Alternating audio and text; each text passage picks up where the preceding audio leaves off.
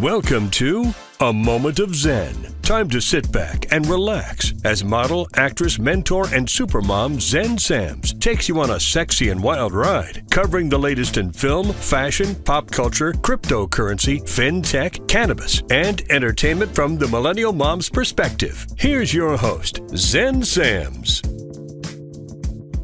Welcome back, beautiful tri-state area. You're listening to A Moment of Xen right here on 710 WOR, the voice of New York, iHeartRadio. I'm your host, Xen Sams. Here's to another exciting episode. Always such a pleasure to spend my time with you on the airwaves. Thank you for tuning in Saturdays and engaging with me on social media thereafter. That truly makes it all worthwhile. Please continue to follow us at Xen Sams. That's Xen with an X, not a Z, Xen. SAMS. And remember, all of our episodes are available on our YouTube channel. We upload and distribute Sundays at 2 p.m. Eastern via digital streaming. You can also check us out directly on your home TV platform, directly on our channel at mox.yourhometv.com. It's family-friendly, free programming to you. Welcome back to A Moment of Xen alongside our experts on the microphone, where we cover fashion, pop culture, cryptocurrency, cannabis, fintech, and health, and everything in between from the millennial mom's perspective. Today, we have an incredible lineup of conversations that fuel the body, the mind, and of course, the heart. Welcome to episode 241. We're celebrating 6 years on air officially. In the Hydration with Heart segment brought to you by Once Upon a Coconut, today's conversation embraces turning up the volume on vulnerability. Helena Ellis is one of Australia's most in-demand DJs, tastemakers, and media personalities. She's a powerhouse who's turned her passion into purpose, reminding women everywhere that you can be powerful, vulnerable, and polished all at once. You definitely want to tune into this inspiring interview. In honor of Women's Entrepreneurship Day, a global celebration held annually November 19th, we're going to go deep in the Going Deep segment brought to you by CO2 Lift. Joining us is founder and CEO Lana Kerr, Dr. Heather Brennan, PhD. She's newly appointed president of Lumisk Skincare and CO2 Lift. They're going to join me today to explore CO2 Lift's next evolution, Dr. Brennan's new leadership chapter, and a deeper conversation around what it means to lead with both heart and science. In the Right Brain segment, we're chatting ADHD, energy, and the heart-mind connection. We're going to be joined by Dr. Robert Melillo, Ellis Melillo, and recording artist Yung Wylin as we explore how the brain, heart, and creativity align to shape focus, emotion, and purpose. In the Better, Brighter You segment brought to you by Cispera, where science meets confidence, today we're joined by Dr. Rafael Cabrera. He's a board-certified plastic surgeon and founder of Plastic Surgery Specialists in Boca Raton, Florida. We're going to dive into how aesthetic beauty begins with healthy skin, exploring the evolution of modern aesthetics, the rise of regenerative combination therapies, and how innovations like Cispera are actually transforming pigment correction and confidence from the inside out. In the Express Clean Collective segment brought to you by Crunchy, we're going to be talking about something most of us never question, the word fragrance on our personal care labels.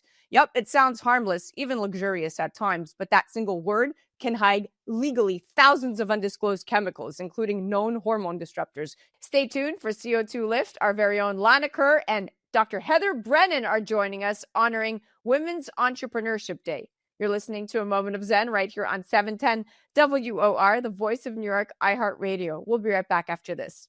A Moment of Xen is brought to you by Tortora Promotions, specializing in white glove digital marketing, social media management, professional videography, and PR services. Based in New York City and partnering with hundreds of businesses nationwide, they deliver proven strategies that bring more customers through the door. If your old marketing methods aren't keeping up, Tortora Promotions can step in to help you stay ahead. Grow your brand and drive real results. Reach out today and follow them on Instagram at Tortora Promotions. Your business deserves it.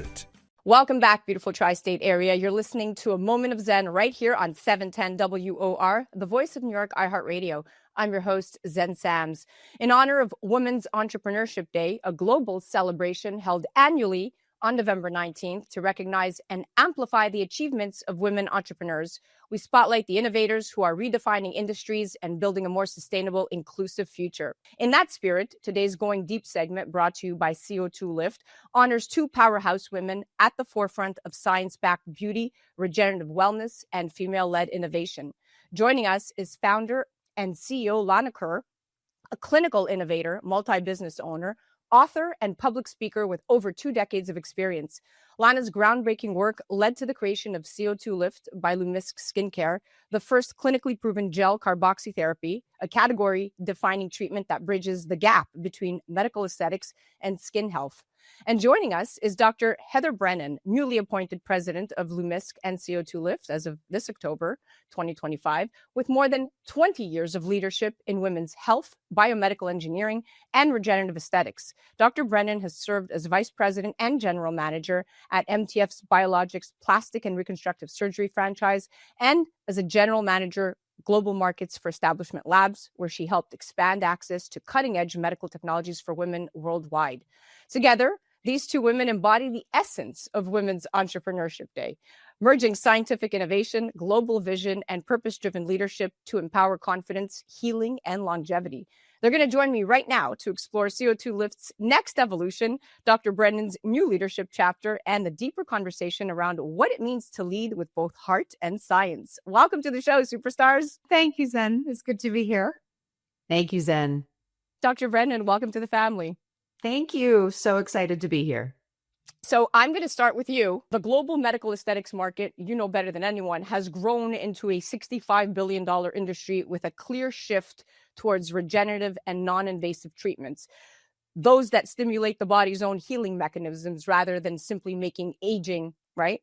So CO2 Lift has been one of those rare brands to straddle both worlds, clinically validated yet accessible, rooted in both biotechnology and beauty. You stepped into your role as president at a very pivotal moment for the company as it continues to set the standard in skin health, intimate wellness, and age management. What excites you most about where CO2 Lift is headed, and how do you see your leadership shaping its next chapter? You know, what excites me the most is the technology. That's first and foremost. I've been in the space a very long time, and to find a technology that really sets up its own category and is effective, incredibly effective, creates a platform, is simple to use, harnesses the body's own ability to perform and regenerate as it normally would, is really game changing. Second, what attracted me is the woman that is sitting here and sharing the stage with me today. I mean, there's no way not to love Lana Kerr when you meet her. Her vision and excitement and passion around the brand, but also around women's wellness and how we bridge that gap between science and clinical and women's wellness and patient care really just it inspired me and inspires me every day.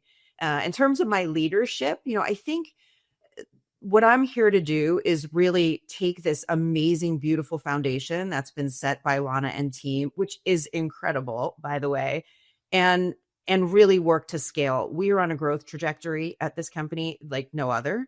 And it's time to really think about how we bring this technology into more spaces, really globalize the technology. And I'm hoping I can be a piece of that or a part of that and help the technology grow and scale, and also really leverage my science and clinical background to help bridge that sort of science and patient care gap, which Lana has already put the company on a position or in a great position to do. Boom, bring it home, baby. I love how you frame innovation, not just as newness, but as a disciplined evolution. And it's clear that with your scientific and strategic background, you're going to usher in a truly elevated era for the brand. I have no doubt. Now, Lana, you've led CO2 Lift through every phase: ideation, formulation, global distribution.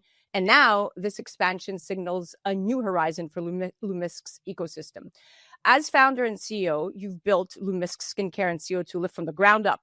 So what inspired you to bring Dr. Heather Brennan on board, and what strengths do you believe she brings that complement your own? Oh my goodness. First of all, this is so emotional for me right now, just to have Heather here. It's truly a vision that I had in my mind to have a woman like Heather. But what had really inspired me to bring Dr. Brennan on was just that I wanted someone who could match passion with precision. You know, she brings a deep scientific and clinical understanding that perfectly complements my creative and entrepreneurial drive. You know, I've always led with vision and innovation, and she grounds that with data, with structure, with credibility. And I feel together we're going to bridge the art and science together. You know, my focus is more on storytelling and brand mission, and hers ensures that everything we do is backed by real regenerative science. So that's what I think she brings, and I'm looking forward to seeing how the company grows with her involvement and her leadership. I love that. It's such a powerful example of female founders recognizing synergy over ego. Now, Dr. Brennan, your background in biomedical engineering and regenerative aesthetics is fascinating because it reflects the future of beauty, where form meets function and biology meets empowerment, so to speak, right? And studies in the Aesthetics Surgery Journal show that regenerative therapies, those that improve cellular oxygenation and collagen production, enhance skin elasticity up to 45% within 30 days, underscoring exactly how the science can quite literally rewrite the skin story, right? So, with your extensive experience guiding global organizations at the intersection of science and patient-centered care, how does your background and personal mission, more importantly, align with CO2 Lift? And how do you plan to continue expanding innovation and elevating that global education? Yeah, I think it's really funny if I sit back and think about being here in this role, it almost feels like it was written for me. That this was so meant to be, and I completely believe that. It couldn't align more with both my personal mission and my background, right? It is the perfect marriage of the two. This is a women founded, women led company. We have an all female senior leadership team in our commercial organization. That's still pretty rare and unique, even in this space. So that makes me incredibly proud. My personal mission, not only to lead with strong women and really embrace women's health and enable that women's health gap between science and health to really be closed, is just it's right. It's in my heart. It's right in my personal mission. Professionally, my background and experience, I think, is fully aligned. And my goal is to really continue, like I said, what this organization has done so far in terms of science and clinical, that's the beauty. Lana had this vision that she knew that we needed this particular technology to be science backed and clinically backed. And so I am very excited to continue to build on that science, on the clinically based validation around this technology, and really enhance what carboxytherapy can do in the world. Yeah, without a doubt. And that holistic blend of science and education and accessibility is exactly what modern women are looking for. It's empowerment through evidence, really, because we do our research and we're not putting treatments on our face that don't add up. So the clinical Absolutely. verification and the research and all the hard work, the data collection, I've witnessed this firsthand. It's nothing like I've ever seen. And I've interviewed many, many top tier companies in the aesthetic world. And this is just CO2 Lift stands completely on its own. Now, Lana, carboxytherapy has an extraordinary legacy. First used in 1932 at the Royal Spa in France to treat circulatory disorders, it now has evolved into one of the most studied modalities in regenerative medicine. CO2 Lift revolutionized this century-old science by literally creating a topical delivery system that mimics the same oxygenation process safely, effectively, and without injections. That's a leap from clinical innovation to consumer empowerment right there. You've built CO2 Lift from an idea into a trusted professional and this consumer brand now. What do you think has been the key to earning credibility in a space that's often oversaturated with trends and quick fixes? Well, you said it, and Heather just said it in her answer previously, but the key really has been staying rooted in science and results and not marketing. From day one, we focused on clinical validation, physician partnership, and transparency. We really never follow trends. We created something new that actually works, as you mentioned, and stands the test of time. People trust CO2 Lift because it delivers consistent, visible results, and it's supported by real data and education. That integrity, doing what we say and proving it, is really what built our credibility. Yeah, that's a refreshing reminder that true credibility doesn't come from marketing. You just said it. It's earned through consistency, clinical validation, and results people can feel and see. So you're right. Now, Dr. Brennan, Beyond technology, CO2 Lift stands out because it embraces what many experts call the whole person approach, recognizing that wellness is multidimensional. And with over 75% of aesthetic patients now identifying emotional well-being as part of their motivation, it's clear that mental health, hormonal balance, and skin vitality are deeply interconnected. So beyond your scientific expertise, you're also a vocal advocate for holistic and women's wellness. Your experience in mental and behavioral health initiatives brings an important whole person perspective to CO2 Lift's mission. Now, as a woman leading in the aesthetic space, how do you hope to expand CO2 Lift's impact in advancing women's health, not just through skincare, but through overall wellness and empowerment? While I would say that this product and this technology, of course, is not just about skin health, I do think that in general, as a society, we underestimate the importance of skin health. I mean, skin health and wellness is so important. This is the largest organ. You hear it, it's so cliche. It's the largest organ in our body. The microbiome of our skin is incredibly important. Health and wellness really starts on the outside with the skin. And that is incredibly important. That being said, this particular product is far more than that, right? This product is about making women and men, but making women feel good about themselves, to gain confidence, to really feel good in their own skin, right? No pun intended. And so I think from head to toe, what I want to do and my goal and what I want to see for this brand is to continue to expand into areas that are really, really impactful for women, areas like breast cancer survivorship, post-mastectomy breast reconstruction, which is an area very close to my heart and experience. I think the product itself has the ability to really be life-changing, and we want to see that continue and happen. That's such an empowering approach because it's not just self-care, right? It's self-respect backed by science. And I love that your mission goes far beyond the mirror. It's important. Now, Lana, you've built CO2 Lift into something that transcends the skincare category. It's become a global movement. What do you define as success for CO2 Lift, and what legacy do you hope it leaves in the aesthetics and wellness space? Yes. Well, success for me is really seeing CO2 Lift transform how people think about skin and self-care. Really shifting from covering up to truly regenerating.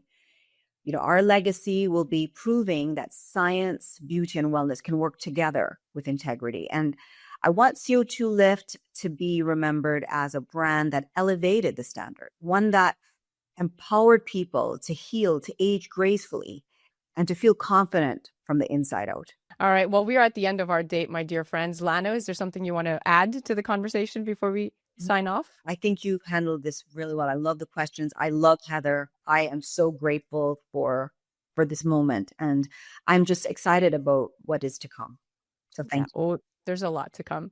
We are at the end of this interview. That was the incredible Lana Kerr, CEO and founder of CO2 Lift and Lumisk Skincare, and Dr. Heather Brennan, president of Lumisk. To learn more, you could visit co2lift.com and be sure to follow them on the gram at CO2 Lift, at the Lana Kerr with 2 R's, and at Heather_Brennan 0828.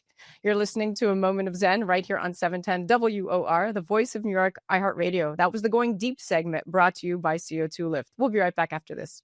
A Moment of Xen is brought to you by CO2 Lift. As we age, our skin loses moisture and elasticity, causing wrinkled skin. You can reverse this aging process with CO2 Lift. CO2 Lift utilizes the powerful benefits of carbon dioxide to lift, tighten, and regenerate your skin. This simple, painless at-home carboxytherapy treatment is scientifically proven to reverse the aging process. You will see reduction in wrinkles, increase in luminosity, and improve pigmentation, sagging, skin tone, and radiance. For more information or to order CO2 Lift, ask your skincare professional or go to co2lift.com.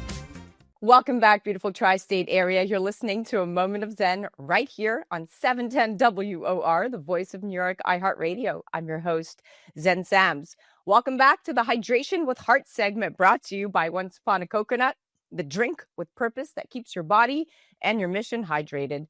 And today's conversation is titled Turning Up the Volume on Vulnerability, the Helena Ellis effect. That's right, because in a world obsessed with perfection, authenticity, well, it's the new luxury, and few women embody that more than my guest today. Helena Ellis is one of Australia's most in-demand DJs, tastemakers, and media personalities. She's a powerhouse who's turned her passion into purpose. She's headlined sold-out Ellis Island parties, commanded festival main stages, and spun for brands like Ferrari, Gucci, Vogue, YSL, and Bacardi. She's a former #1 radio host. She's shared stages with icons from Snoop Dogg to The Weeknd to A$AP Rocky, proving that talent, grit, and glamour can in fact coexist. But Helena's story goes beyond the beat. She's the co-creator and co-host of the More Is Never Enough podcast. And in just months, it's become a global sisterhood that blends unfiltered honesty with high energy humor, reminding women everywhere that you can be powerful, vulnerable, and polished all at once. Her viral Big Sister series on TikTok has reached millions, tackling everything from boundaries to burnout, self-worth to social media sanity. And through it all, she reminds us that hydration isn't just about water, it's about staying emotionally full in a world that constantly tries to drain you. I know you all mamas out there can relate. Helena Ellis, welcome to the show, superstar. Wow, what an intro. That's Blowing my head up here. Thank you so much. I'm going to have so much fun. So, Helena, according to Forbes, the global DJ industry hit $2.5 billion last year in 2024, yet fewer than 15% of headliners are women. Yeah. Now, you've handled stages upon stages. I've seen it. You've built communities and you even launched a charting podcast that champions women's voices very recently. We're going to get to that in a minute. But what was the moment you realized you weren't just playing music, you were changing the tempo for women in entertainment?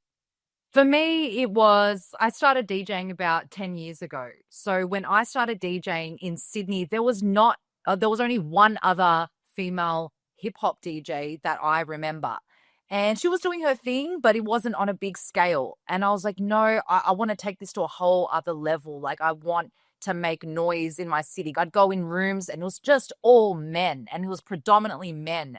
But I stood my ground, and I always had like this chip on my shoulder that all because I'm a girl, I don't want you to think that, just a pretty face is getting me into rooms. I wanted to prove myself, and I worked twice as hard as every other guy in that room. And I wanted to make sure that I was the best everywhere. So doing that, I think that pushed me without me even realizing to whole new levels. Yeah. And that's the sound of women rewriting the set list. I think it's very important. Now I'm going to move on to the power of real talk. So your podcast, More Is Never Enough, exploded because it's real. And studies show that 70% of Gen Z trust creators who share their struggles more than those who look perfect. And you're proof of that. So what made you lean into vulnerability so publicly? And how has that honesty transformed the way people connect with you? It started for me from my family. Before my grandmother, when she was just 18, left her village, left her hometown, my great-granddad grabbed her and said, one thing you have to remember is always, always speak your truth, and don't ever be afraid of anybody. Ever. Don't let anyone silence you. And I thought that was so powerful to tell a woman in the 60s, when women were silenced back then and told to be quiet. And, so when I was growing up, I was quite shy. My grandmother grabbed me and she said the exact same thing to me. She said, don't ever let anyone silence you. Always speak your truth. Always say how you're feeling and go from there. And so that's been such a big thing for me in my life, just always being real, honest, vulnerable, because to me it's like I will attract your vibe. Your tribe attracts your vibe. Your vibe attracts your tribe. So if you're truthful with yourself, everyone around you is going to be truthful to you. Like, the realer you are with yourself, the realer the world is with you, and you're going to attract realness in your life. So I feel like through that truth, I attract people who want truth and see truth and love truth. This is so perfect. This is so powerful, because you turned transparency into therapy, and millions are learning that strength can sound soft sometimes, and the vulnerability and the honesty. And I love Jan Papu's advice here. It's generationally, it's what resonates with us. Yeah. But this is a great story. So now I'm going to move on to balancing the beats and the burden. So behind the turntables and the podcasts, there's still a woman balancing career and motherhood, and more importantly, self-care. I always talk about self-care.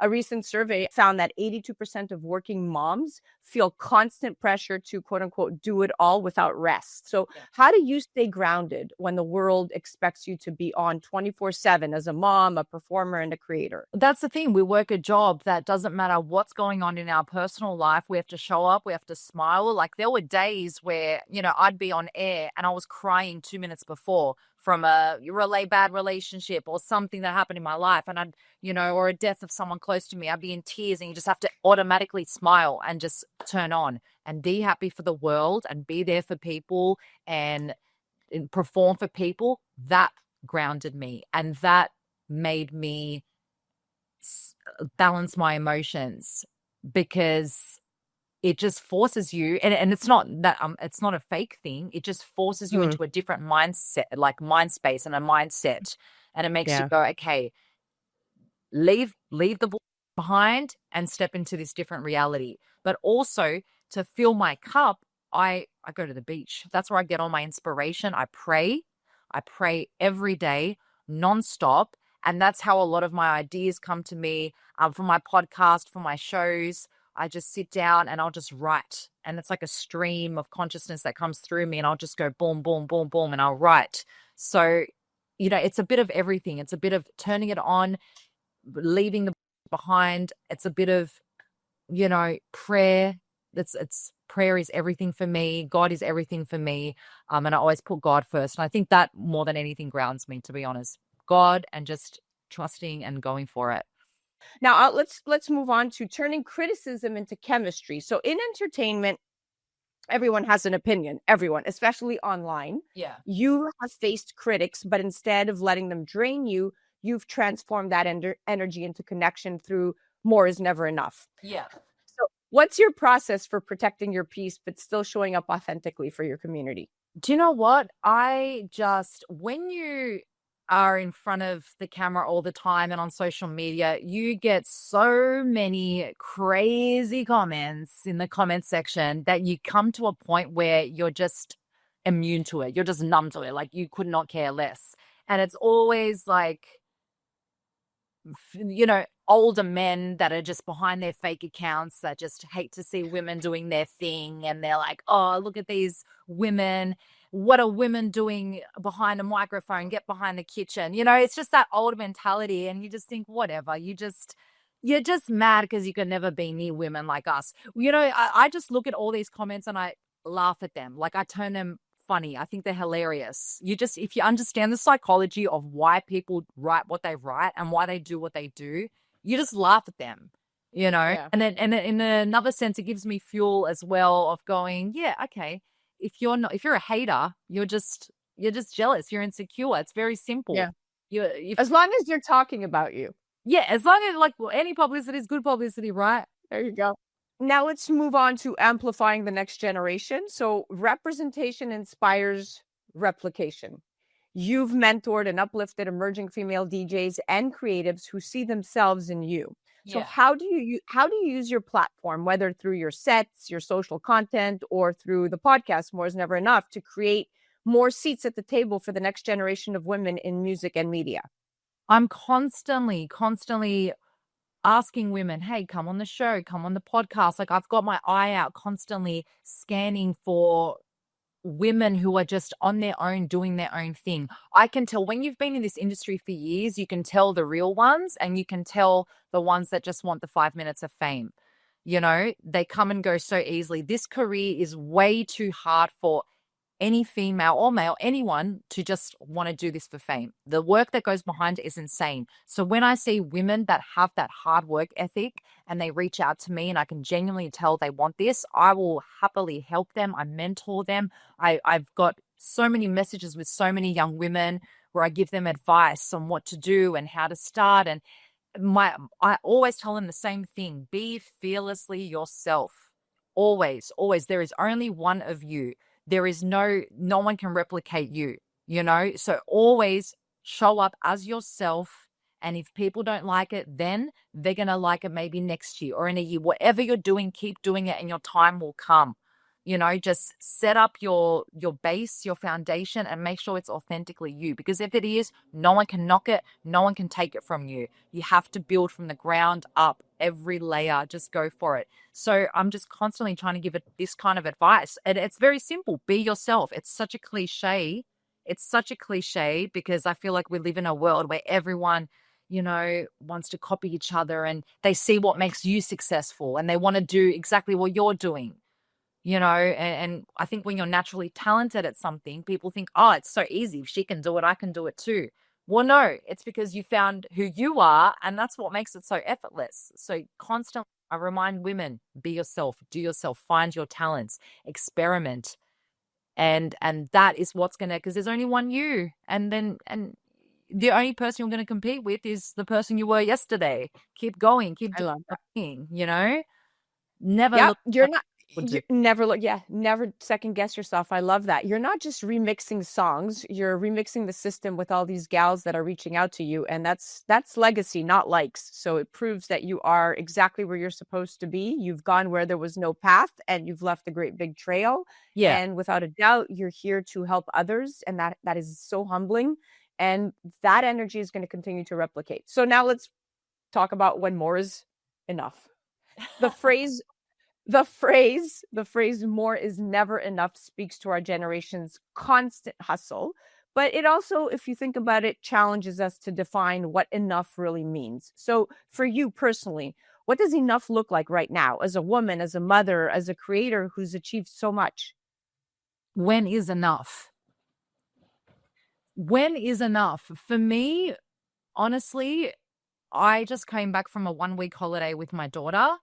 And just seeing her happy and at peace and swimming in the beach and sharing moments with her, when I just look at her happy, I'm like, this is enough for me. That's all I need. Yeah. Seeing her smile and sharing these moments, those simple, quiet, beautiful moments with my daughter and bonding with her, that's enough for me. All the rest becomes irrelevant. It's still relevant. But that's the mic drop moment. That's the mic drop moment. Your daughter, you just redefined more as meaningful, not manic. And that's the true Helena Ellis effect, because what you said again, you're enough, was your daughter. Yeah. I can 1000% relate to that. That would have been my answer. Yeah. Yeah, definitely. That's who I do everything for, because I've got a 16-year-old daughter. So when I'm, even on my TikToks, when I'm talking to the millions of women, I'm talking to my daughter. Everything I do, I've got my daughter in my mind. So I started this going, you know what? I don't want to just talk to my daughter. I want to talk to everyone's daughter and everyone's children. So I treat everyone the same way and give the same advice as I would my own child. Beautiful. Well, we are at the end. This has been an official, amazing interview that could go on for another 30 minutes. So now I have no choice but to invite you back on with Antoinette so we could really get to the bottom of all of this. For sure. But it was so much fun. I mean, thank you for bringing your truth, your rhythm, and your radiant energy to us today. I had such a great time chatting with you. Thank you for having me. It's been a pleasure, and I can't wait to chat to you again very soon. To our listeners, stay hydrated with heart and check out Helena's podcast at More Is Never Enough podcast for raw, real, and relatable conversations that remind you enough is already within you. And you can follow her directly on the gram, on TikTok, all over social media at DJ Helena Ellis for daily motivation and empowerment set to the perfect beat. And of course, keep your cup full with Once Upon a Coconut, the hydration that fuels purpose, passion, and possibility. Until next time, stay bold, stay beautiful, and stay hydrated with heart. You're listening to A Moment of Xen right here on 710 WOR, the voice of New York, iHeartRadio. We'll be right back after this. A Moment of Xen is brought to you by Once Upon a Coconut. Discover the refreshing taste of 100% pure coconut water that actually tastes great. Naturally sweet with no artificial flavors or added sugar. It's packed with electrolytes to keep you hydrated throughout your day. And with 10% of profits going to charity, every sip makes a difference. Pure taste, pure goodness. Experience nature's Gatorade. Visit Once Upon a Coconut or naturesgatorade.com. Welcome back, beautiful tri-state area. You're listening to A Moment of Xen right here on 710 WOR, the voice of New York, iHeartRadio. I'm your host, Zen Sams. Welcome back to the Better, Brighter You segment, brought to you by Cispera, the clinically proven pigment corrector trusted by dermatologists and plastic surgeons around the world. Today, we're talking about authentic beauty in an age of filters and fillers, how science-backed skincare and surgical artistry can coexist to reveal, not erase, what makes us unique. Joining me is Dr. Rafael Cabrera, one of South Florida's most respected plastic surgeons and founder of Plastic Surgery Specialists of Boca Raton. With over 25 years of experience, Dr. Cabrera has helped redefine modern aesthetics by combining advanced surgical techniques, regenerative approaches using autologous fat and stem cells, and next-generation non-invasive options like M-Sculpt Neo. He's also known for his honesty, his transparency, and natural-looking results, all while reminding us patients that the goal isn't perfection, it's confidence. We're going to go beyond the filter. Why results and real results start with real skin. Joining us right now is the incredible Dr. Rafael Cabrera on natural beauty, science, and that power of Cispera. Welcome to the show, superstar. Pleasure to be here. So excited to kick this off. So let's start with the art and science of aesthetic balance, because there has to be a balance. We live in an era, without a doubt, Dr. Cabrera, you know this more than anyone, where social media has actually blurred that line between aspiration and illusion, right? Filters have become, if you call it, a modern day beauty standard. And that really often distorts what's real. And according, if you look at the stats, to the American Academy of Facial Plastic and Reconstructive Surgery, we got about 75% of surgeons that report that patients referencing social media filters when describing their goals is over the top. Now, you might be one of them, right? How do you help patients navigate between what they see online and what's realistically safe available in your chair? Well, I think you hit the nail on the head, is the fact that I'm trying to help them navigate. The reality is that there's no way to avoid what's out there, but you have to recognize that a lot of what's out there is like little mines that you have to sort of float around and try to figure out what's the right part to do and what's the wrong part to do. You know, in terms of filters and what we see and how we perceive it, I think that today it's exaggerated, but it probably has always been the case.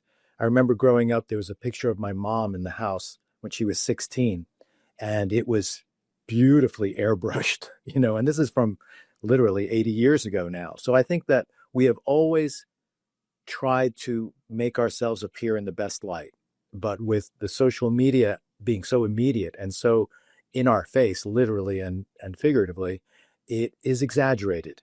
And unfortunately, when we used to look at that photo, we could tell that it was airbrushed, and we weren't fooled by that. But I think that people now look at these filters and they see that as their new reality. And that's where the problem is. And you're right. We have to help them see what's real, what's not real, what's possible, what's not possible, what should be done, what shouldn't be done, and all of the things in between. And I love that. I love what you just said, helping patients chase confidence, not perfection. And that's your job, right? It's really refreshing to hear a surgeon talk about restraint as much as results. Now, let's chat about the evolution of beauty this year. The post-pandemic era really shifted trends dramatically. I mean, you have from preventative treatments among the Gen Z to biostimulating procedures in midlife. The industry is really evolving faster than ever. So what trends or demographic shifts are you noticing most this year, 2025, and how are they shaping your practice's philosophy going into 2026? Well, I think every practice has its own philosophy because obviously it has its own little backyard to work in. And, you know, nationally, I don't think there's any question that the biggest change has been the fact that the population has gotten younger. The people who are seeking treatments have gotten younger, and they understand the value of preventative treatments. But what's really interesting to me is that while we talk a lot about that, they have also dragged along the older age groups into this sort of sphere. You know, it was always common for somebody who was in their 60s or late 50s or even later to consider a facelift. But I have patients in their 60s, 70s, and even 80s who literally are on TikTok showing me things saying, hey, do you do this? Can you do this? And I saw this treatment. Is that something I can do? And I think that for a long time, that was a very untapped market when it came to the non-invasives and the fillers. But the growth is just exponential. It really is. But unfortunately, that also comes with it some problems where, not everybody can be treated at a surgeon's office or at a dermatologist's office. There are lots of satellite centers where people can get treatment. And oftentimes that's a real plus for them because their time is well spent and potentially financially it's a little easier on them.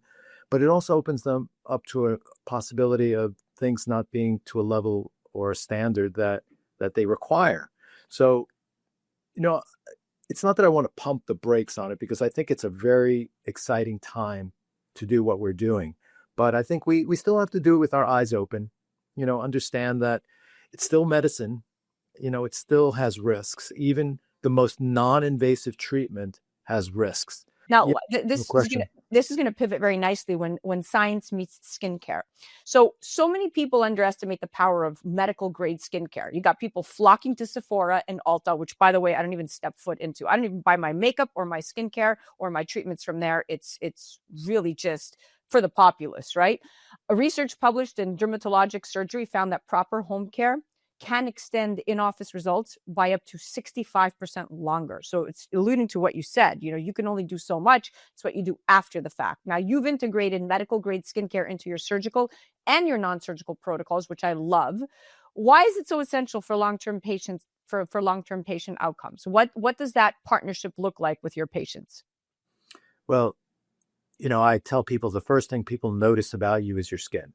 There's just no way around it. Before they notice you have a jowl or you have a marionette line, it's your skin. So without good skin, there is no surgical procedure that's going to be successful in the sense that it makes you rejuvenated. Right. And, so much of what you can do is free. We talk about the products but a lot of it is just understanding, as you said, what's good for you and what's not good for you. And taking the responsibility and accountability to be the captain of your skin. Yeah. So first things first, prevent. Right. So that means be careful when you're out in the sun. Don't weather yourself unnecessarily. Hydrate your skin. You do those two things. If you use sunblock and moisturizer, you're way ahead of the game. Right. As you get older, you're going to need a little bit more help, naturally. But if you start young, you're going to get the benefits sooner and for longer. And if you're doing it because you invested money in a procedure, then yeah, it's going to last longer, just as if you keep your car in the garage after you wash it. You're just preventing the recurrence of that problem.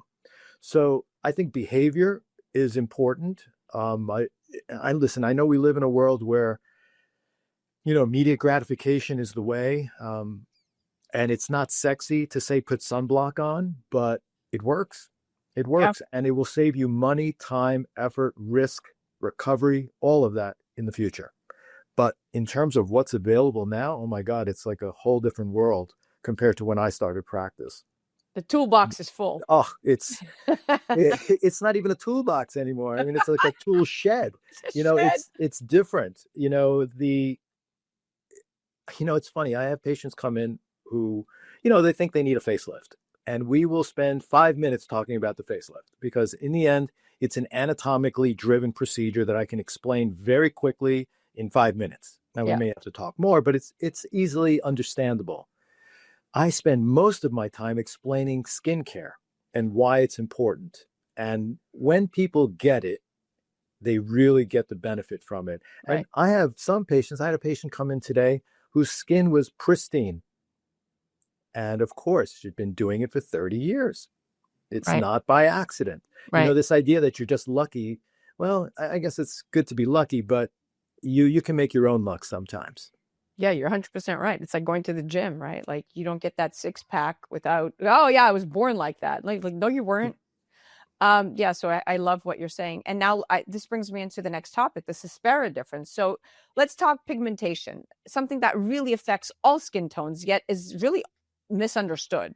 And Suspera has gained global attention for its patented cysteamine-based system, which is shown to significantly reduce hyperpigmentation without that hydroquinone or retinoids. And we know hydroquinone and retinoids, what that leads to long-term use. So what first drew you to incorporating Cispera into your treatment plans? And what kind of real-world results or patient feedback have you seen so far? Well, what drew me to Cispera is it's a real paradigm shift in the way we consider hyperpigmentation. We have always looked at hyperpigmentation as something that needed to be erased, removed, whether it's with a laser or intense pulse light, with hydroquinone trying to change the skin properties. But imagine if we just were able to have this, encourage the skin, if you will, to make less brown and just make more pinks and yellows and make it more evenly. That's all you need to do. Now your skin looks normal again because it has the normal pigmentation. You have to understand that brown pigments are a sign of damage. So when you're making brown pigment, it's because you're damaging your skin. So if you eliminate the damage and you want to remove the brown pigments and avoid them from coming back, that's what Cispera does. It has become a cornerstone of skincare in my practice. Even tone, even skin looks good. It's a novel solution and one that works better. And it's working at the root of the problem, at the manufacture of the pigment, instead of trying to get rid of it. So I think that really speaks to me. I like that kind of solution. Yeah, that's great. And now let's talk about bridging procedures and prevention, because this is extremely important. The combination therapy system that most doctors' offices have in place seems to be the future, where injectables, lasers, and skincare all work in harmony. It's what we've been talking about, right? Yeah. And according to Real Self Insights of this year, 2025, they did a study. 87% of patients now prefer multimodal plans that combine procedures with skin maintenance. So how do you approach building these integrated regimens, and how do you personalize them based on, number one, age, because that's very, very indicative, lifestyle, or even skin type? I think those are really important factors, especially in my area here where people are outdoors a lot. And so, it's easy to tell them to avoid the sun, but it's very hard in practice. Right. So, we do have to work around certain lifestyle differences for people, but, the building blocks are still there. They're still the same. It's always prevent as much as you can. Maybe you can't maybe you're not going to lock yourself in a closet, but it doesn't mean that when you play tennis, you can't wear a hat. So if you do, listen, what we do here is we try to solve a problem. You present the problem, we try to solve it. Sometimes the answer is that you have, either through age or because you were born with certain features, there are anatomic differences that can be made that will flatter you. That's where surgery comes in. And then sometimes, well, the anatomy's okay, but it just needs a little enhancement. Well, maybe fillers can help you there. Well, the skin looks really bad. Maybe we need a total reset. Well, something like laser might help you with that, or a deep peel. But most people, when they're younger, they're working around the edges and they're doing prevention. But once you get to surgery, you really need to invest in the other parts as well. Otherwise, you are doing it. I say it's like going to Hawaii, getting on the plane, taking an 18-hour trip from here, landing in the airport, turning around and going home. You went to Hawaii, but you got none of the benefit. You have to do that last little trip in the car to get to the beach, to enjoy it. And skincare, while it doesn't seem like it's so dramatic, is the most dramatic part when everything is said and done, because that's what people see first. They're not going to notice if your neck is repaired if they never knew it was bad in the first place. Exactly. That's exactly right. So they really, it's hand in glove. And I will say that all of these things sound new, but I could tell you as an old surgeon, I've been here 30 years. We've been doing this for a long, long time. We didn't have the tools that we have now. We have always understood this, but we were limited by the tools we had. I have textbooks that show Facebooks from 50, 60, 70 years ago. You would be horrified by today's standards, but it wasn't because they were bad surgeons. It's because the tools that they had to enhance, augment, improve their results were not there. They were limited. Correct. Exactly. Yeah. Yeah.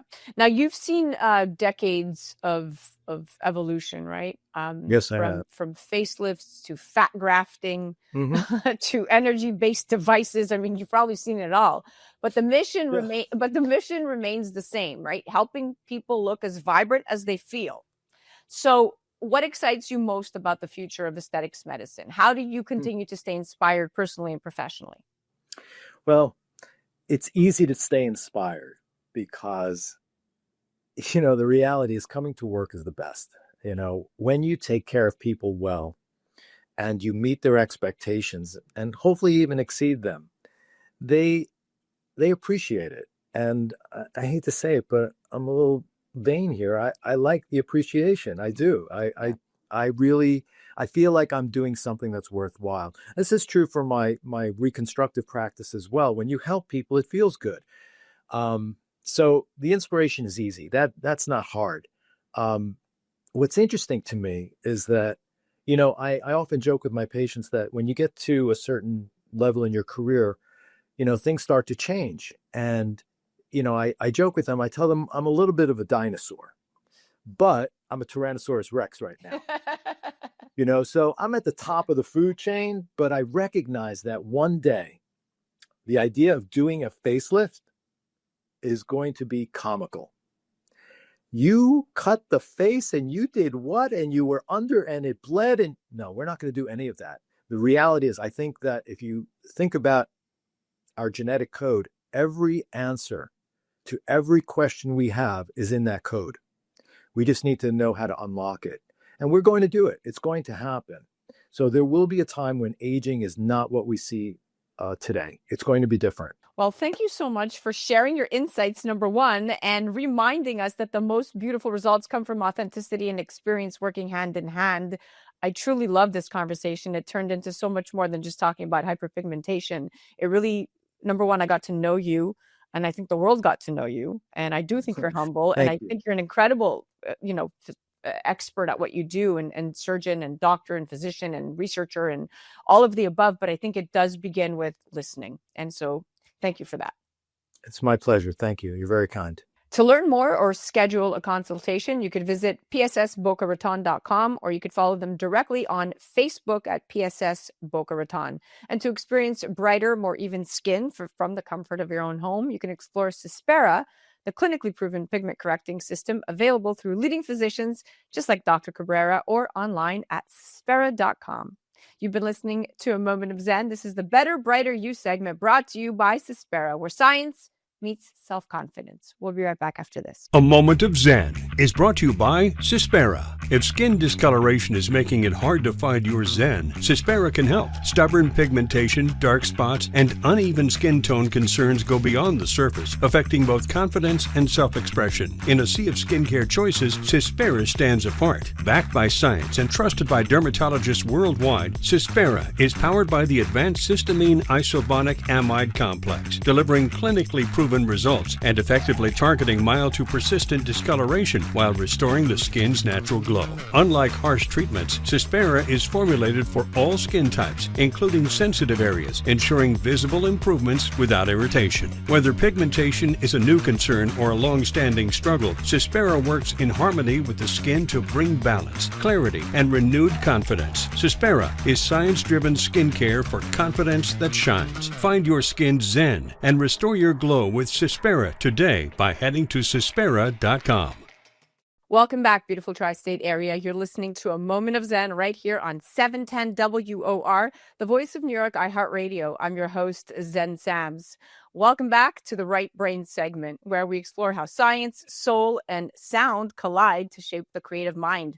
Today, we're unpacking something pretty extraordinary, the rhythm between the brain and the heart.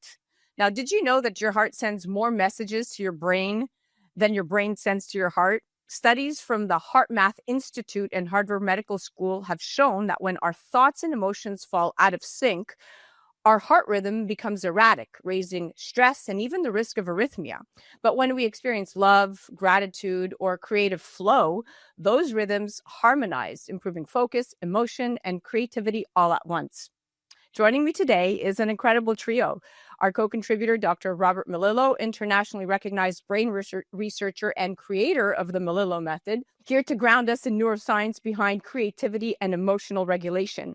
And joining us is also Ellis Melillo, singer-songwriter and co-host of the Right Brain podcast, bringing the artist's perspective on balance and mental health. And our featured guest, Yung Wylin, a conscious rapper and creator of Good Energy, whose journey through ADHD, mindfulness, and heart rhythm challenges has become a story of transformation, focus, and higher vibration. Welcome to the show, superstars. I'm back. You're back, baby. Okay, so I'm going to start with you. You've said that after sleepless nights, you sometimes feel a tightness in your chest, and once you rest, that sensation fades. How do you interpret that mind-body feedback loop? Do you sense a direct connection between your emotional state and your heart rhythm when that happens? Yeah.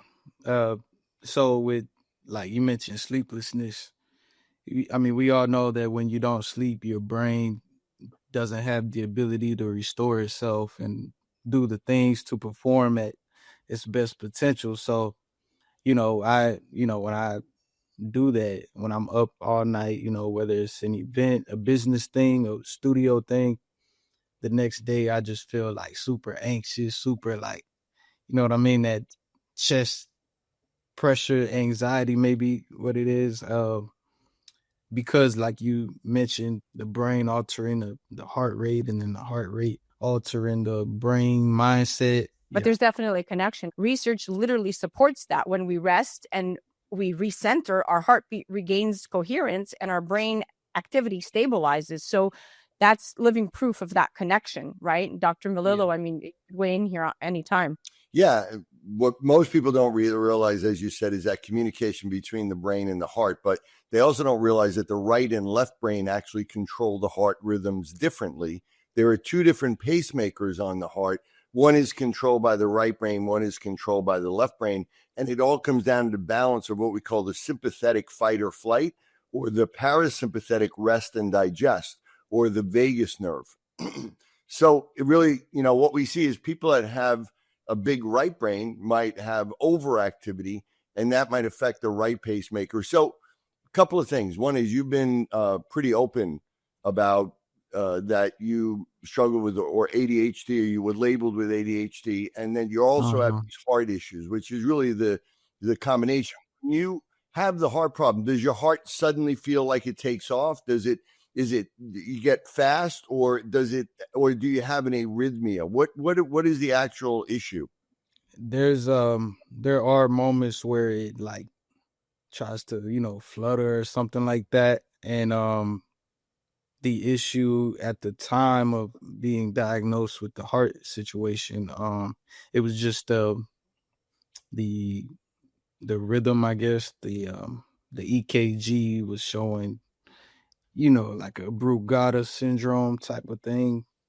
I had never heard of that before. I'm like, what are you talking about? And then I look it up, and like, we don't want to scare you, but you could basically just die at any moment. And I'm like, whoa. Yeah, so slow down. That's more like an arrhythmia, right? Which typically we see with a left brain delay with really strong right brain. It can actually affect the spacing of the rhythm. So, with that, again, a lot of the whole point of our podcast here is that, we work with a lot of artists like yourself that are really gifted in the right brain, and that, have that talent, that musical writing, singing, performing, but also may have some deficits, and that may also lead to some mental health issues. So, that's a lot of what Ellis and I talk about. And she's had a lot of her own issues with that. Yeah, sure. Yeah, without a doubt. And just to piggyback what Dr. Melillo said, and then I'll hand it off to Ellis, but that constant adrenaline that both you and Ellis live under, right? The long nights, the emotional highs, those creative surges. I mean, that really is, you have to be in control of regulating your nervous system so that, in fact, your creativity doesn't come at the expense of your heart health, right? And that's, I think, at the heart of what Dr. Melillo is really trying to say here. But it's powerful that that we're describing emotional awareness in real time right now, because that self-regulation that you practice, that Ellis has learned to practice, is something even neuroscience points to as an essential for long-term cognitive and cardiac health, right? So I think this is extremely beneficial, this conversation. Yes. Ellis, what Yeah, when you're on stage, do you ever feel like your like heartbeat is kind of syncing up with the rhythm? Like maybe you and the audience are kind of vibrating on the same frequency. What's the Yeah. energetic exchange for you? Yeah, right before I go up, it's like just a slight nervousness, but once I'm up there, I just kind of like zone out. I mean, I guess I've done it for so long now. It's like just muscle memory, like being on the same frequency with people. You got that percent of people that are just extroverted and they're up there, they're tapping in with your energy. Like those are the people that are aligned with your energy at the time. That's the people I like to pick out and, you know, engage with, because it might inspire somebody else to be like, you know what, I want to do what they doing, and I'm a dance too. And then Yeah. you know, it's like therapy, I guess, for some people to go out of their like restricted, you know, some people are just reserved. So I try to, you know, I can be that way sometimes too, just being in my head. So whenever I get a chance to be somebody to like help somebody come out of their shell or something like that, I just do it when I'm on stage or something like that.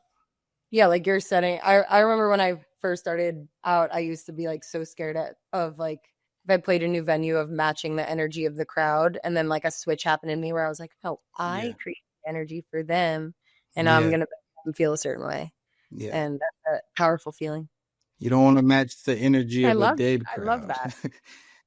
Yeah. No.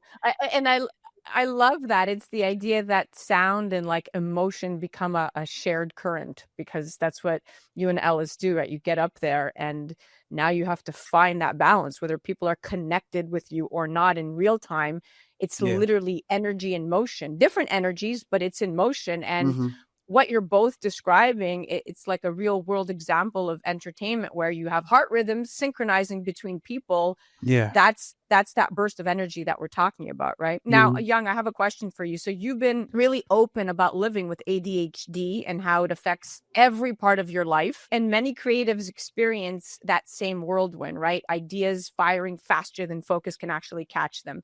So how have you learned to transform that energy into creative power rather than letting it drain you?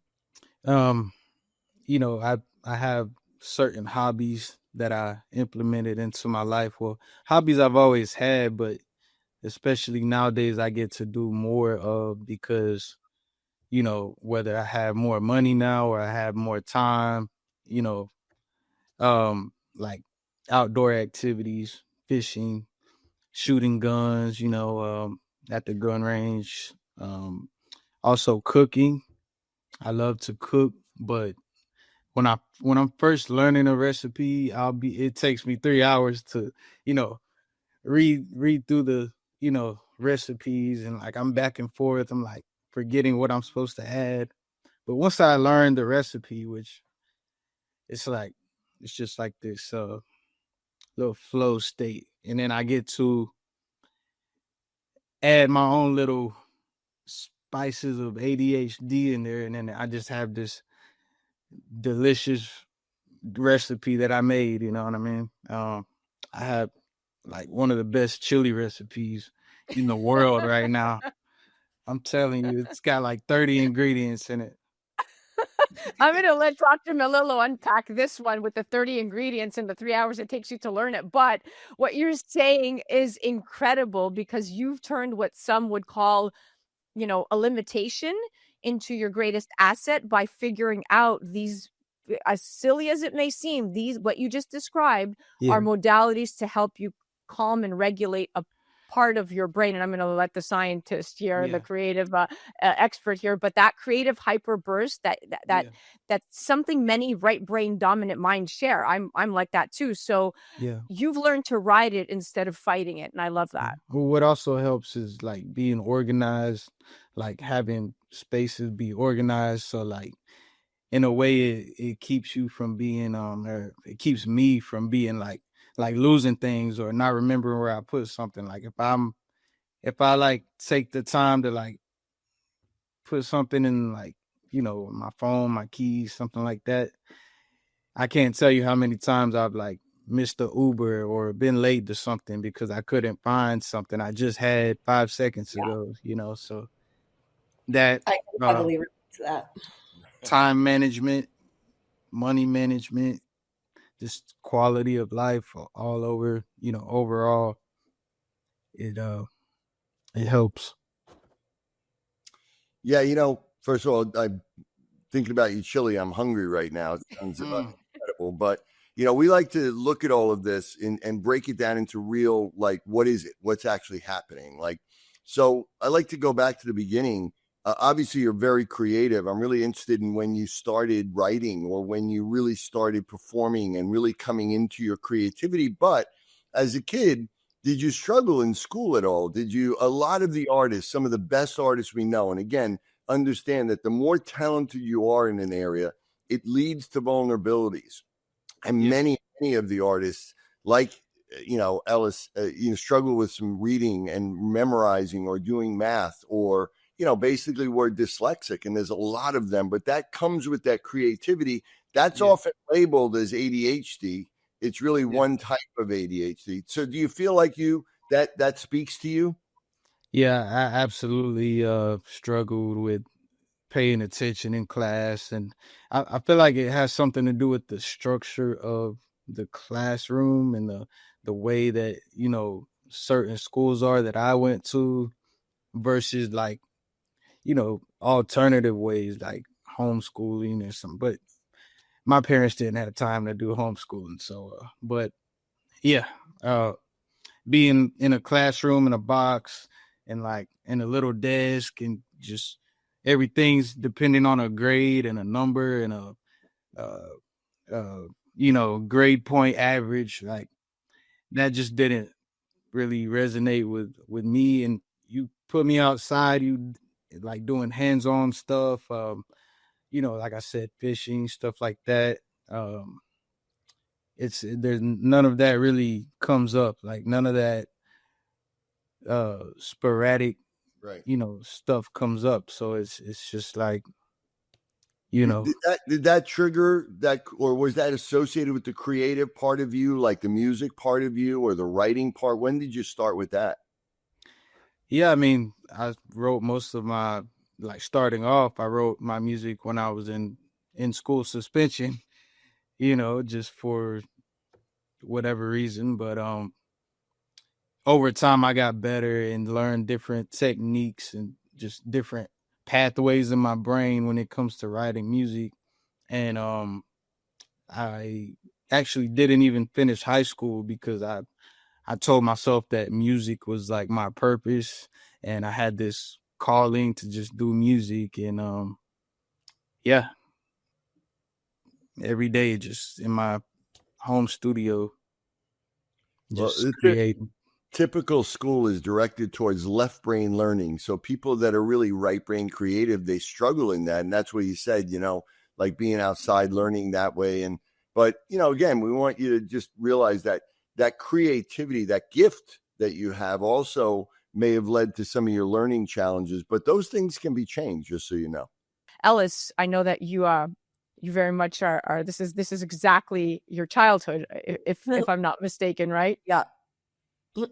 Yeah. I was wondering, in like those high energy studio moments, how do you manage distraction or overstimulation? Do you lean into that creative chaos or have the system to channel it into structural flow? I like the term creative chaos because that's all it is creative chaos. Like it's just chaos, until you get to a certain point where you can like go back and review it and make changes. I mean, at least for me, like I love the chaos of it, like just throwing out little ideas, recording it, different tracks, it's just, oh, let's run it back. Let's record it. It's just chaos, just crazy chaos. And it's just me and the engineer. I don't like to have a group of people in my studio because, first of all, I don't want people hearing what I'm creating before it's put out. Yeah, I get that. Top secret, and yeah, some people just like to talk when we're in the studio. Like, I didn't come here to have, conversations. I came to talk, write music and record. So, and I've experienced that before, and I'm like, yeah, I won't do this again. I'm gonna just come by myself next time, And if I knew how to operate like Pro Tools and stuff like that, I have all the software in my home studio. I just, when it comes to learning like technical things like that, it's just out the window, I Even- know, I get Yeah. that. Yeah. It's out the window. But Yeah. I love the honesty and the transparency in both of the narratives that both you and Ellis are putting out there. And I think that's something all creators and singer-songwriters can relate to. It's finding that like fine line between surrendering to inspiration and then mastering it, because you have to surrender to it to master it, and you Yeah. have to go through the chaos Mhm. to assemble it, right? Now let's kind of move on to mental health and transformation, if you will. So I love your song. Good Energy went viral. It's still a viral song. But I know that it came out of a deeply personal chapter, right? Facing depression and finding renewal through mindfulness and movement. Like we talked about, you stopped, partying and going out there and, drinking, and started eating clean. What was the turning point that made you choose healing over hiding? I mean, when did protecting your peace become your priority?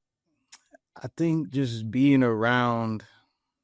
So good energy is like basically like a manifestation of the collective consciousness of the spiritual community. You know what I mean? Say that 3 times fast. Wow, that's deep. Being around, getting involved with that community of people, coming from like a family and people that don't really think that way. Just high vibrational, positive, peaceful people, you know what I mean? They have their set of issues too, don't get me wrong. But just being around it inspired me to just like, I felt purposeful. I feel just like happy and like peaceful, feel like driven being around high vibrational people. I mean, we all do, you know what I mean? And then at home, it's like, I don't feel that. So it's like, what I need right now is good energy. All I need is good energy to be the person I want to be, to be my best self. All I need is good energy. That's the only thing. These Debbie Downers and freaking negative people are the ones keeping me from, feeling that all the time. You know what I mean? And so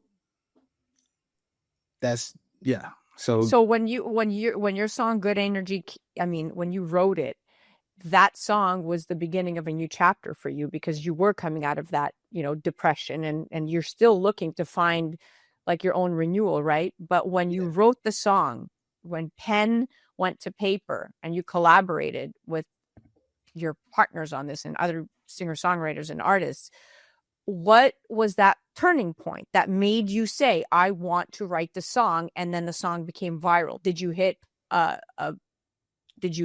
rock? Yeah. Did you hit a hard wall? It was everything at the time, financially, mentally, working my off, like doing all this stuff, while trying to dive into this spiritual thing, learning about energy and healing and stuff like that.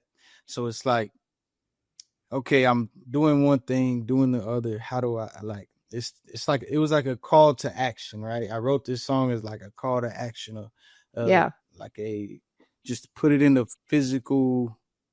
Or music's not even physical. That's funny, isn't it? Like, it's almost like the frequency. universe.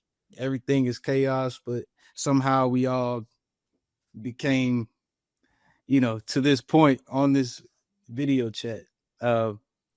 Yeah, just everything going on at the time. I think we just got over COVID and stuff like that. So did the call to action, good energy, manifest? Where are you now? A year and a half later. Yeah, it absolutely manifested. I mean, I had so many things show up after that. It took a while. It took about a year to really, see the manifestations in my bank account. But other than that, just the love and support that I got from putting that out, because how it touched people and inspired people and made them felt. Yeah, it to this day, I ask anybody, some honky tonk bar in Nashville, some redneck in Chattanooga, they know it. Their mom knows it.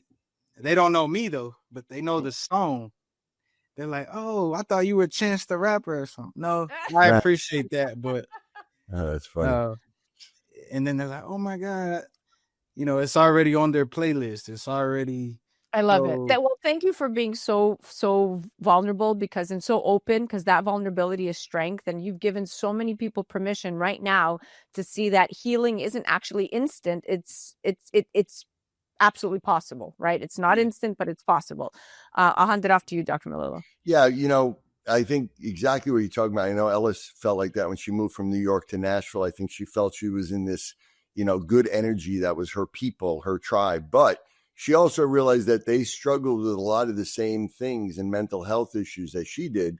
You talked about how you go into the studio, you don't like a lot of people around, and I understand, but a lot of the other artists have told us that they also struggle with a bit of social anxiety. They also have a fear of being judged, right? It's kind of this back and forth. You can't help but be creative, but the same area of your brain that creates those songs and that music also creates the feeling of possible embarrassment or shame or, over judging yourself. You said you wrote a song that was all about, you're your own worst enemy. And the opposite of that is depression, meaning that anxiety actually comes with the depression.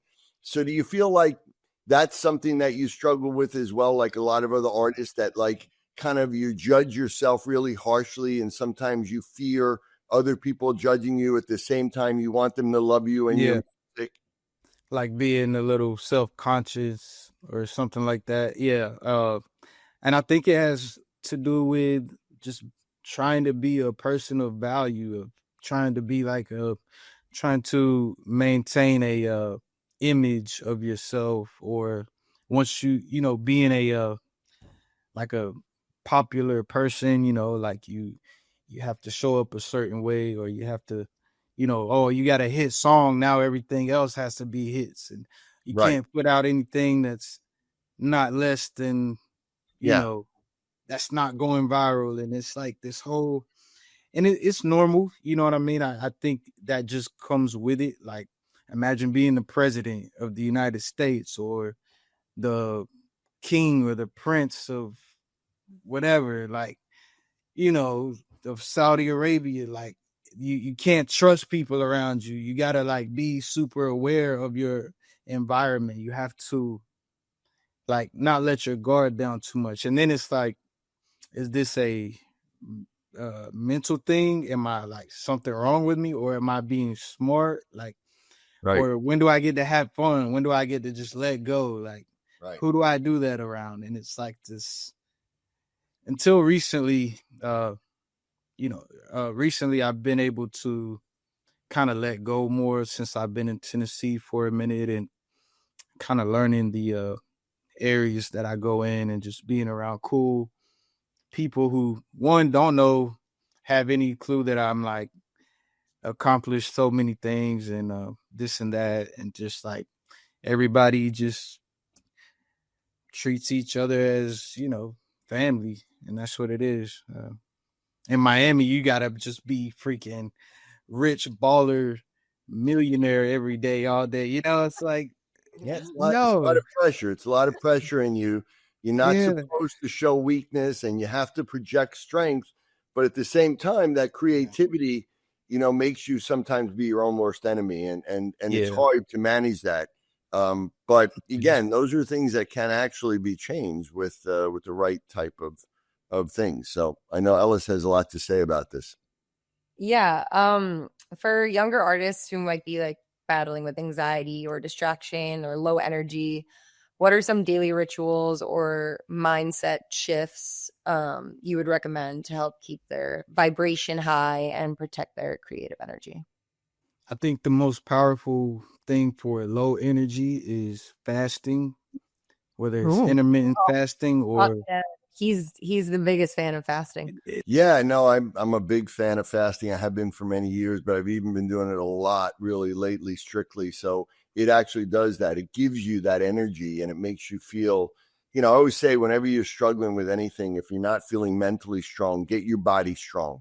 If you don't know what to do, start there. And, and again, looking at your brain and making sure, fasting is great for your brain and, actually creating energy and healing it. So, it's a strong thing to do for the rest of your life, really.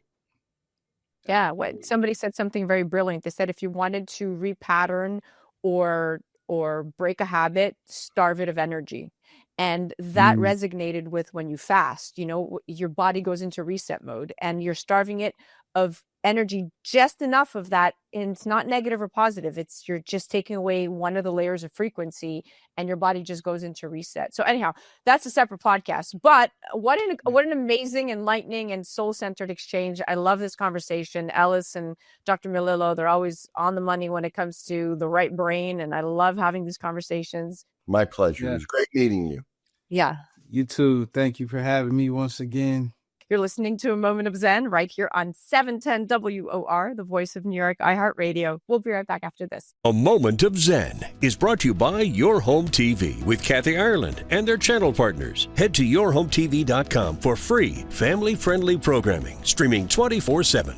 In business and in life, there's always an upside. Finding it is often the challenge. Having a mindset that looks for it and embraces problems as opportunities is the key to thriving. Finding the Upside with Maria de Lorenzo Reyes explores the transformative power of optimism, featuring visionary business owners, influential leaders, and inspiring everyday people. Tune in and see how they navigate changing conditions with optimism and innovation. Watch the special series One Tough Chick, highlighting resilient and powerful women, streaming on yourhometv.com. Tune in to A Moment of Zen, Saturday nights from 9 to 10 p.m. on 710 WOR, the voice of New York.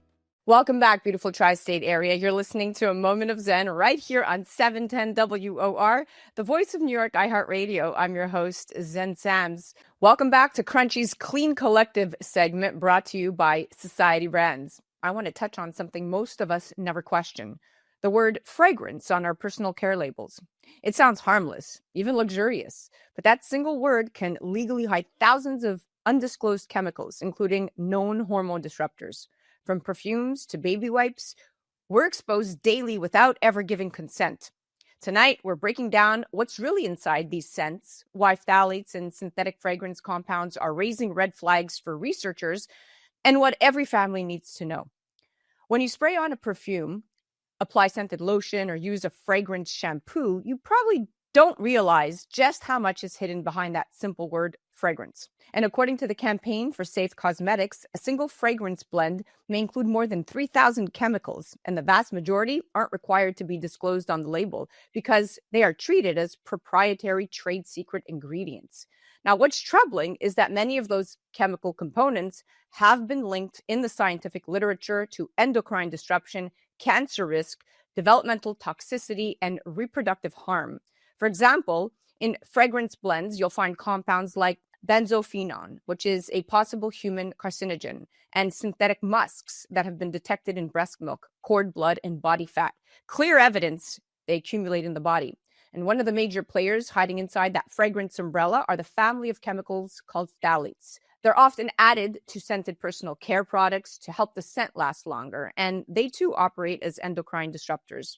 The EU has banned certain phthalates, in cosmetics, yet in the US, they continue to appear in scented lotions, body washes, hair care, and more, often unlabeled because they're embedded inside the word fragrance. Now, the consequence? Prenatal phthalate exposure has been linked to altered hormone levels and changes in male genital development. For instance, a shortened anogenital distance in baby boys. And in adult men, higher phthalate levels have even been associated with reduced sperm motility and other fertility concerns. So the takeaway, if you see fragrance or perfume listed on the personal care label, you're quite possibly being exposed to invisible hormone-disrupting chemicals. Until the disclosure loopholes are closed, your best bet is to seek out products that explicitly list fragrance-free or phthalate-free and favor brands that fully disclose their ingredient blends. That was the Crunchy Express segment brought to you by Society Brands. You're listening to A Moment of Zen. I'm your host, Zen Sams. We'll be right back after this. A Moment of Zen is sponsored by FinTech TV. FinTech TV, the newest streaming channel focused exclusively on the business of blockchain, digital assets, and sustainability. Broadcasting from our studio on the floor of the New York Stock Exchange with daily reports from NASDAQ, global expansion, and 24/7 coverage. Become part of the launch. Head to fintech.tv/invest. Fintech.tv/invest. Tune in to A Moment of Zen, Saturday nights from 9 to 10 p.m. on 710 WOR, the voice of New York. Well, that's a wrap, beautiful tri-state area. You're listening to A Moment of Zen right here on 710 WOR, the voice of New York, iHeartRadio. I'm your host, Zen Sams. Remember to continue to join me right here on A Moment of Zen every Saturday and head to amomentofzen.com for live listening links and episode downloads in your city. Also, remember that we're live on Traverse TV Sundays at 1 p.m. Eastern. We upload to YouTube Sundays at 2 p.m. Eastern. And of course, all episodes of A Moment of Zen are available on your home TV streaming platform. You could head directly to mox.yourhometv.com. Thanks for listening to us. It's been an absolute pleasure being your host.